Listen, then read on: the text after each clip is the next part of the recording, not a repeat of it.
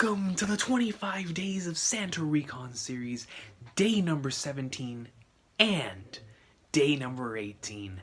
Ladies and gentlemen, today we're going to be talking about two very special series. Both, to me, in my brain, when my brain is picking out, like, okay, what is this series to me? What is this series to me? What is this series to me? These two series. One to me is about life, and the other one to me is about the greatness and the wonders of mystery. But whenever you take both of them together, they're under the umbrella of unpredictability. Because while experiencing both of these series, I had absolutely no idea what I was getting myself into. I expected one thing, and I got something completely different. And so today, we're going to be talking about two unpredictable, incredible adventures in Detective Conan, aka Case Closed, and Ashita no Joe, man. Also known as Rocky Joe, Tomorrow's Joe, Joe. It doesn't matter what you call it. Champions Joe. It doesn't matter what you call it. Because I'll tell you what, whether you experienced Ashita no Joe in the anime, in the manga, you heard somebody talking about it, you watched clips, every human being who has ever been experienced to Joe knows of its greatness. It is a Hall of Fame anime, it is a Hall of Fame manga, without question. One of the greatest series to ever come out of this medium, son. And I am saying that full honest from the heart. Full on from here. If Yabuki Joe...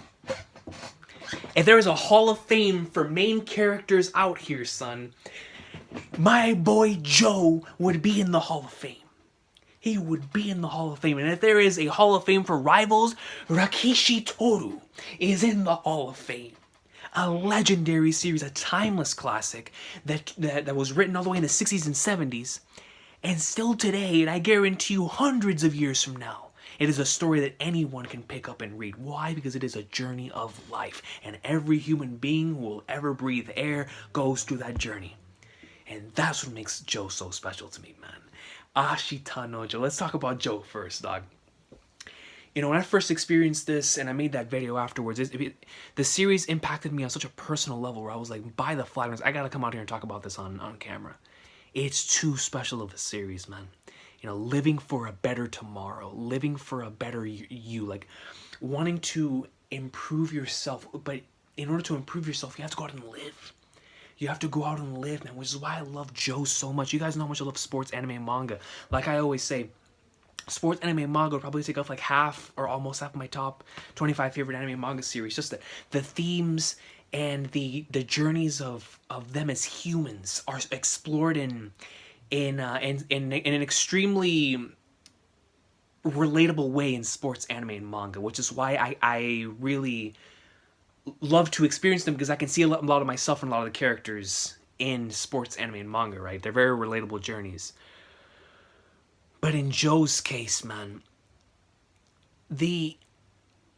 from Jump Street, it just felt different. It had this different aura to it, man. And I experienced it in the manga. Like, I can't even imagine if I would experience in the anime first. The incredible whistle. The whistle! The soundtracks, the anime, which is out of this world incredible, even though it was made in the 70s. I mean, it still holds up today, man. It still holds up today.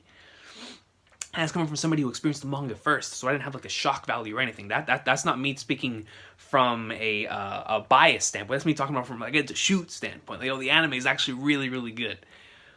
But the manga, man, the structure of the panels, the way that everything flows so well with each other. You're never lost. You're always following the thing. It like has you immersed. It's a truly immersive experience. Now, when it comes to the structure, man, you know, I experienced Rainbow a few years before I experienced Joe.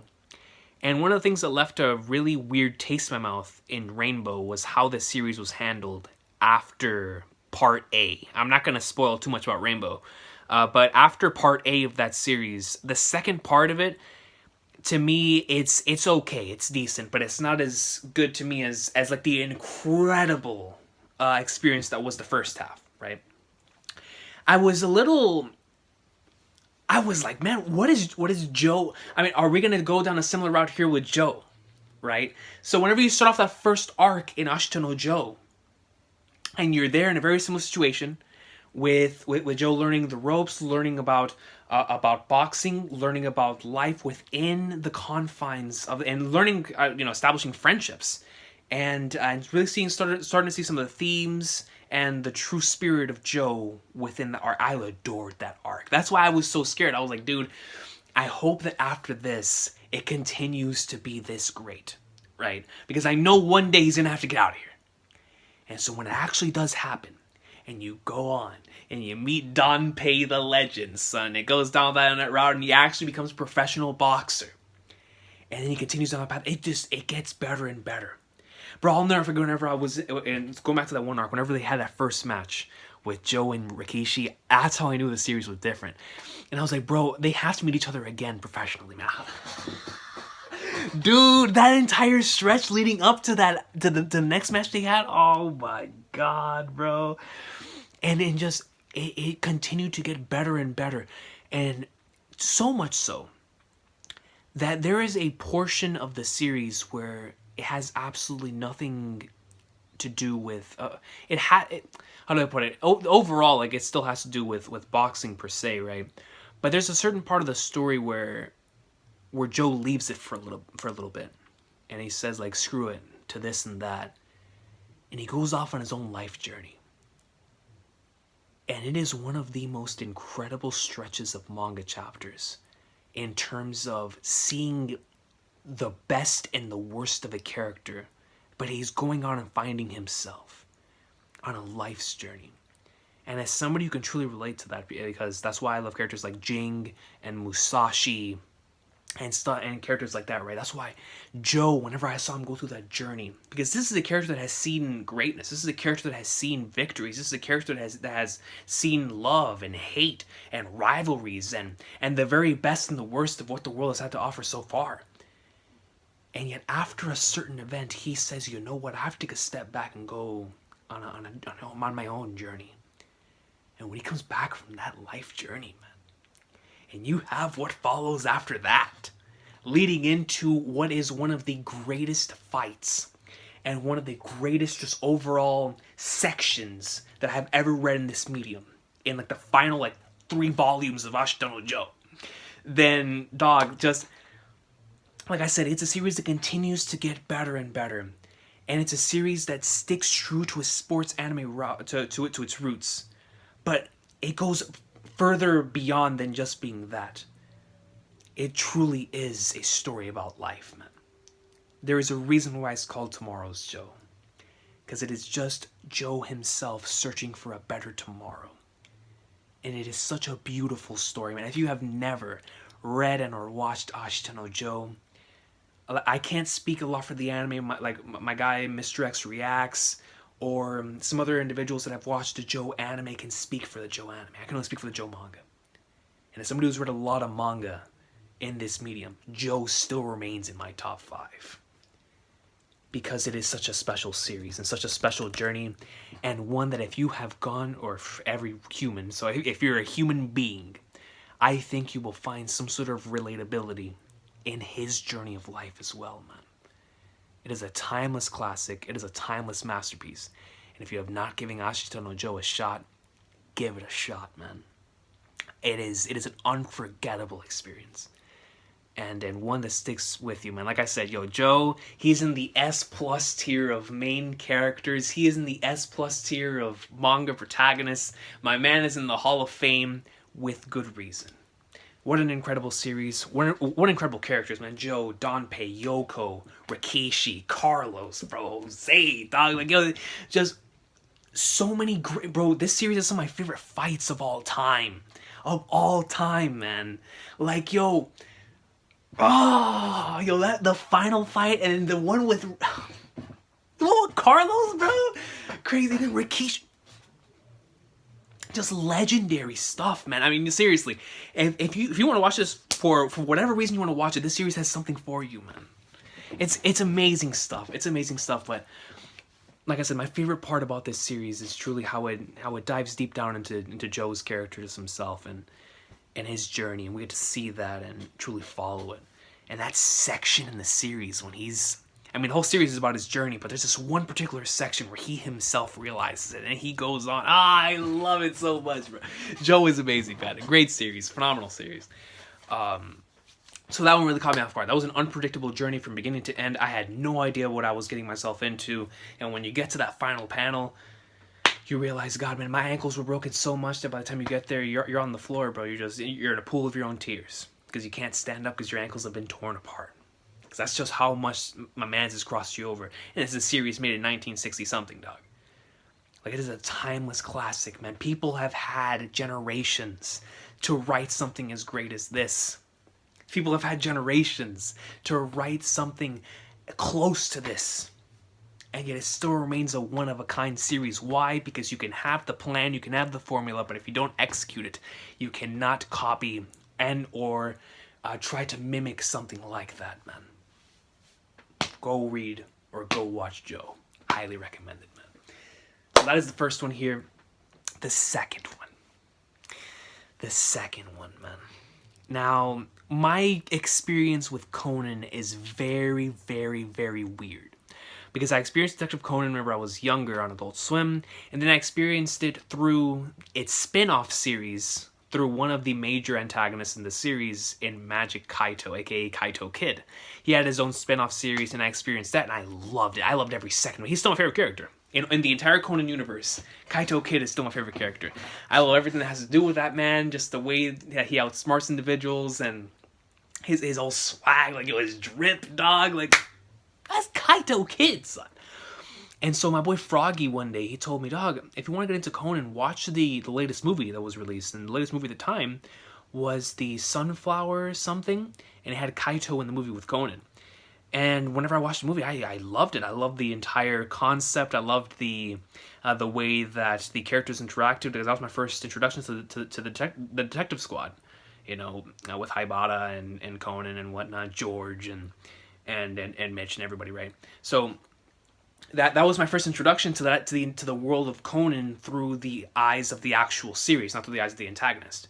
And so that was really nice. And then one day I told my boy Quentin, I was like, you know what, bro, I'm gonna get into Conan, but I need you to do me a favor because I want to experience it through the manga and the anime. And for the only time, I've never done this for any other series. For the only time, I experienced an anime and a manga at the same time. So what I did was, I read it in the manga, and I told Quentin, I was like, Quentin, excuse me, because at first he told me there's one arc that you have to watch in the anime so that you can get like a taste for it. Because I told him, I said, I want to watch every Kaito Kid arc in the anime. Because I know the Kaito Kid arcs are coming. I still own it. Where is it? Right here. I want to watch every Kaito Kid arc in the anime, right? So he told me what that episode was. And so I read the manga up until that point, and I was really enjoying it. I love the cases, the episodic formula. I'm a huge fan of episodic storytelling. So the way that it had been up until that point in time, first of all, before I get into that, Conan has one of the greatest first chapters. It is so good because it is everything that Conan is at its core, and at the same time introduces the entire overarching plot. And it's such a great first chapter, man. It is fantastic. And whenever I had an opportunity to experience it through the anniversary special they had in the anime, I was like, oh, this is just as great as it was when I first experienced it, man. Great stuff. And then like the Moonlight Sonata and all that awesome sauce takes place before the first Kaito Kid special. Whenever I watched the first Kaito Kid special in the anime, I was like, yo, the anime is great. I love the anime. I want more of the anime. So the anime at that point in time was treated like a pay-per-view, like, you know, as wrestling fans or whatever, you know, like when there's a special occasion in something, you know, where you're looking forward to said thing, it always makes it a lot of fun because you're like, okay, I'm reading this to get to X, or I'm reading this to get to A. So in Conan, I told Quentin after that Kaito Kid episode, I was like, yo, bro, I want to watch more of the anime.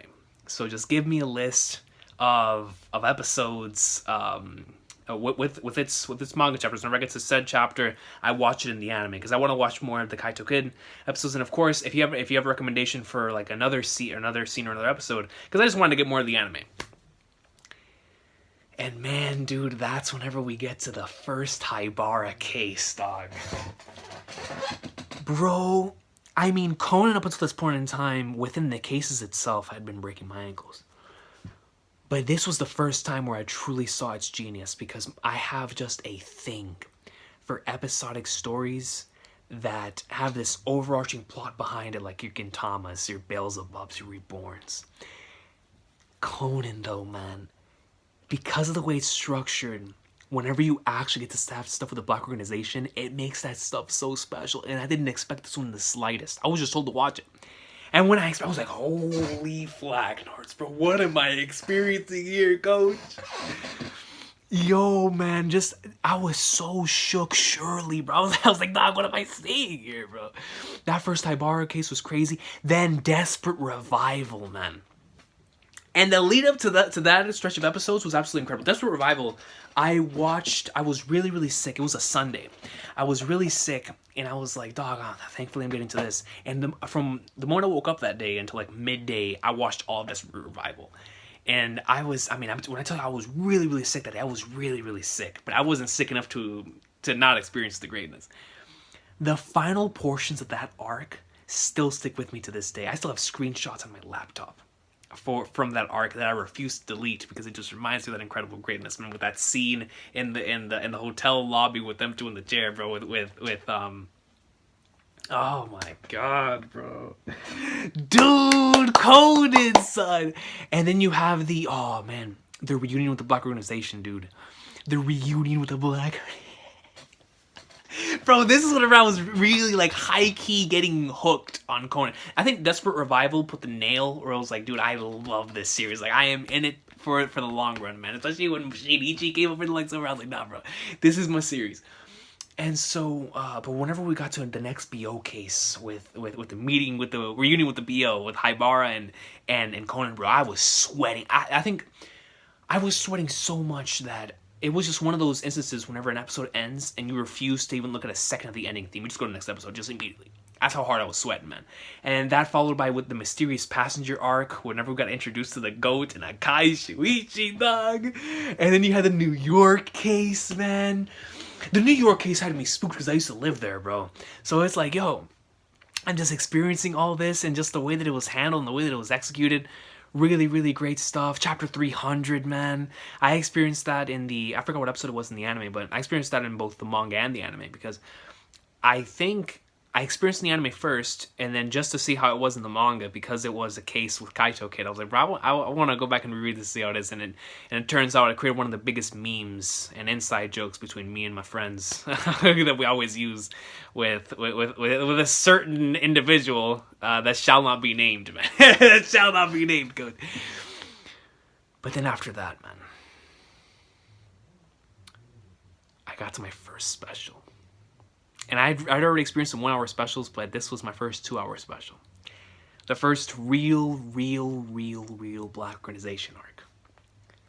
Episode 345. A dual mystery on a full night, bro. Full moon night. Dog, that entire stretch of chapters leading up to that point had me on the edge of my seat, man. Vermouth, bro.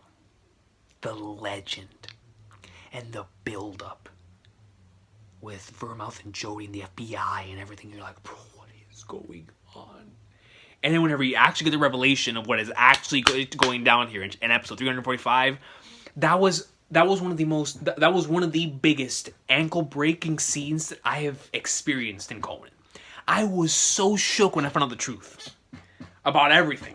Towards the end, I was like, bro, what am I seeing here, Skip? And even the build-up to that, man, the mystery of what was actually going down on the ship. Whenever you actually get to see Shinichi, dog, that shit was so hype. But nah, that's whenever I truly realized, I was like, yo, Conan's on a different level. Like Conan is one of those series, dog. And then the one after that, it also has a great Black Impact, man. Another amazing 2 hour special. At this point, I was fully invested in the journey for Black Impact. I remember waking up extremely early. I think that might have been the one that I didn't sleep. I know I didn't sleep for one of those two. I damn sure didn't sleep for the next one I'm about to talk about. But I know I didn't sleep for either 345 or I don't remember the exact episode. I was like 425 or something like that for Black Impact. For Black Impact, I think I either experienced that one really early in the morning or really late at night. I think it was really early in the morning. because I remember the sun being out whenever I saw the scene with Akai and Gin. I was losing my mind. But Black Impact was great. But then, man, we gotta talk about this one, bro.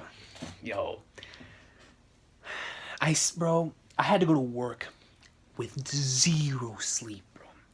Clash of Red and Black.